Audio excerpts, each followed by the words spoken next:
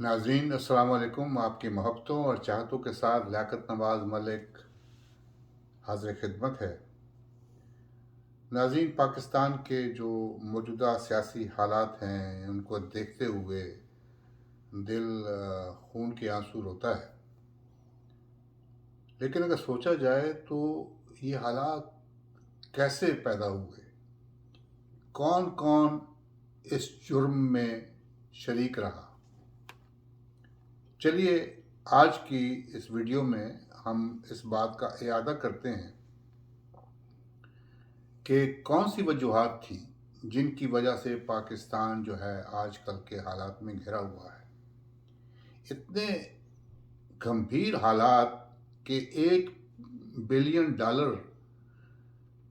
के कर्ज के लिए हमने पाकिस्तान के आवाम पर जो महंगाई का जो हमने एक बोझ डाल दिया है, सिर्फ $1 बिलियन के कर्ज के लिए IMF के पास।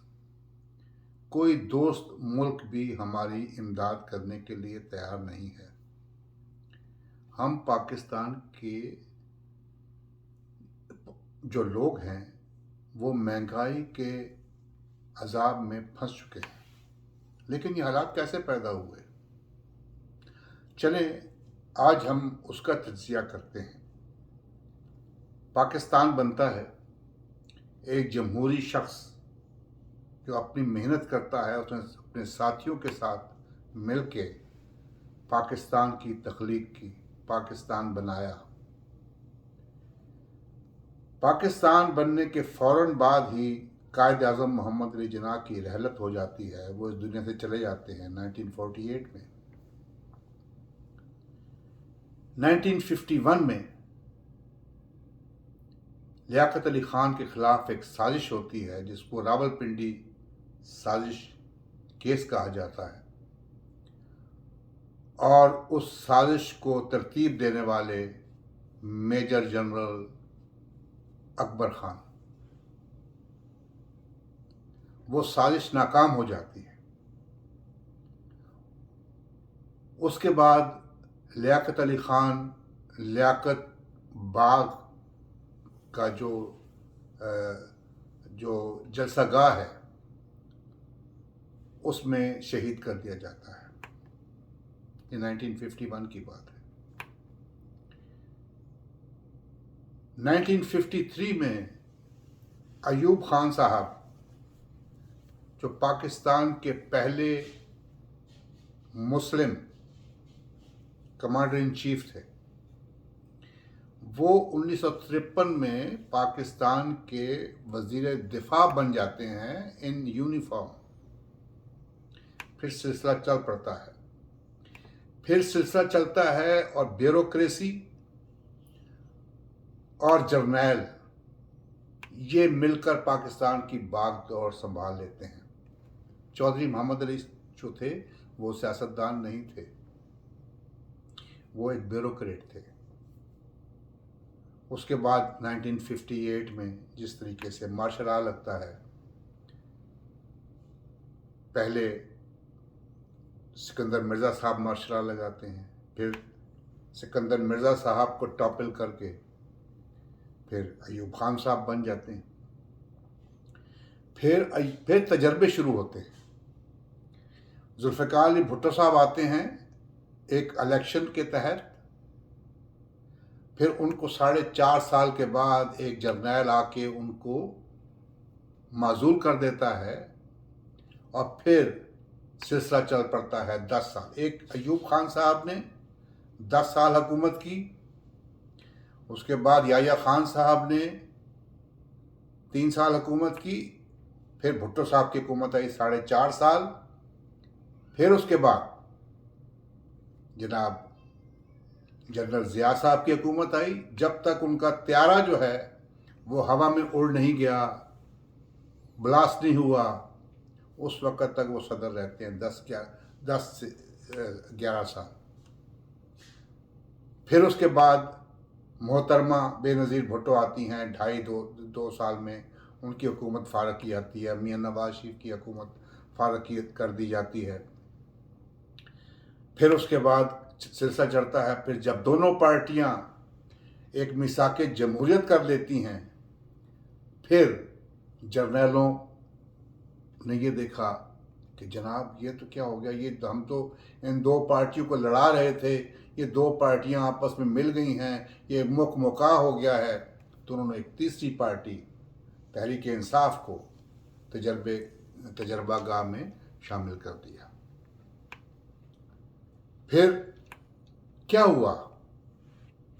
اور اس میں صرف جرنیل نہیں بلکہ اس میں عدلیہ بھی شریک رہی۔ جسٹس منیر سے لے کے آج تک جسٹس بندیال تک کیا ہو رہا ہے؟ آپ آئین کے ساتھ کھیل رہے ہیں۔ آپ اپنی ڈومین میں رہیں، اپنی ڈومین میں رہیں گے تو پاکستان سروائیو کرے گا۔ پاکستان اس وقت بڑے معاشی حالات میں پھنس چکا ہے۔ اس میں ہر شخص کو اپنا اپنا حصہ ڈالنا ہوگا پاکستان کے استحکام کے لیے، لیکن اگر آپ تجربے کرتے رہیں گے تو میں سمجھتا ہوں کہ صرف جرنیل پاکستان کی تباہی میں شریک نہیں تھے، بلکہ اس میں عدلیہ، جس نے ہمیشہ نظریہ ضرورت کے تحت تالے آزما جرنیلوں کا ساتھ دیا۔ آپ یہ بات کرتے ہیں، آج ایک چیف جسٹس صاحب بیٹھ کر یہ کہتے ہیں کہ پاکستان میں ایک ہی جو ہے محب وطن جو ہے وہ وزیر اعظم آیا تھا۔ آپ محمد خان جنیجو کی بات کرتے ہیں۔ جب محمد خان جنیجو کو جب جنرل ضیاء نے معزول کیا تو وہ کورٹ میں کیس چلا گیا، تو جج صاحب نے یہ کہا، جو چیف جسٹس صاحب تھے، غلط جنرل ضیاء نے غلط تو کیا ہے، اس کی حکومت تو ختم کر دی ہے، لیکن چونکہ اب الیکشن اعلان ہو گیا ہے تو اب جو ہے وہ پیچھے جانا جو ہے ضروری نہیں ہے، اب الیکشن میں حصہ لیا جائے۔ مطلب غلط کیا جنرل ضیاء نے، لیکن اب چونکہ جنرل ضیاء نے الیکشن کا اعلان کر دیا ہے تو یہ لیگل ہو گیا، اور جو پہلے غلط کیا تھا وہ بھی لیگل ہو گیا۔ تو عدلیہ سب سے بڑی مجرم ہے پاکستان کی تباہی میں۔ آج بھی اگر ہم آئین پر مکمل طور پر عمل کرنا شروع کر دیتے ہیں، مشکلات ہوں گی، کیونکہ اتنا گند پڑا ہوا ہے۔ ہم نے جو 75 سال ہم نے جو گند جو ہے اپنی کارپیٹ کے نیچے پھینکنا شروع کر دیا ہے، اس سے کیڑے پیدا ہو چکے ہیں، لیکن وہ کیڑے ختم کرنے کے لیے ہمیں محنت تو کرنی ہوگی، لیکن آہستہ آہستہ ہم اپنی ڈگر پہ آ جائیں گے، آہستہ آہستہ صفائی، لیکن ہر شخص کو اپنا کردار ادا کرنا ہوگا۔ سوچئے، اگلی ویڈیو میں انشاءاللہ مزید ان چیزوں پہ بات کریں گے۔ اللہ تعالیٰ پاکستان کو ہمیشہ قائم و دائم رکھے۔ میرے چینل کو ضرور سبسکرائب کیجئے۔ انشاءاللہ آپ سے رابطہ رہے گا۔ کوشش یہی ہوتی ہے کہ آپ کے ساتھ پازیٹیو باتیں کی جائیں، لیکن کوئی حالات اس قسم کے ہیں کہ کیا کریں۔ جب پاکستان کے حالات دیکھتے ہیں تو بہت دل دکھتا ہے، اور انشاءاللہ تعالیٰ اگلے ویک یا کچھ دنوں کے بعد پھر آپ سے رابطہ کروں گا۔ اپنی دعاؤں میں ضرور یاد رکھیے گا، میرے چینل کو سبسکرائب کیجئے۔ اگر کوئی مشورہ ہے تو مجھے مشورہ دیجئے۔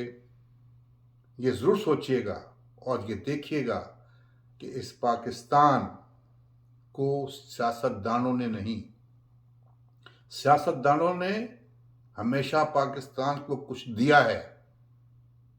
قائد اعظم محمد علی جناب بھی سیاستدان تھے، ذوالفقار علی بھٹو بھی سیاستدان تھا، محمد خان جنیجو بھی سیاستدان تھا،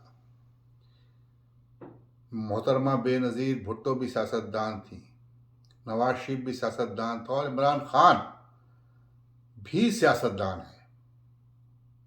تو سیاستدانوں کو بدنام مت کیجئے. اس ملک کی تباہی بیوروکریسی، عدلیہ اور طالع آزما جرنیل ہیں. اپنی دعا میں ضرور یاد رکھیے گا. اللہ تعالیٰ آپ کا حامی و ناصر. پاکستان زندہ باد.